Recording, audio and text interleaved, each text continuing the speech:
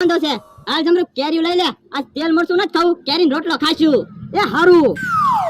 હે હાલો બધા મારા બર્થડે માં એ બકુલભાઈ તમારો બર્થડે છે હા એટલે તો બોલાવા આવ્યો બર્થડે માં ખાવાનું છે ને મારો બર્થડે હોય ને જમવાનું ન હોય એવું બને હાલો કે હા તો કેરીઓ નથી ખાવી હાલો આપણે બર્થડે માં જાવી હા હાલો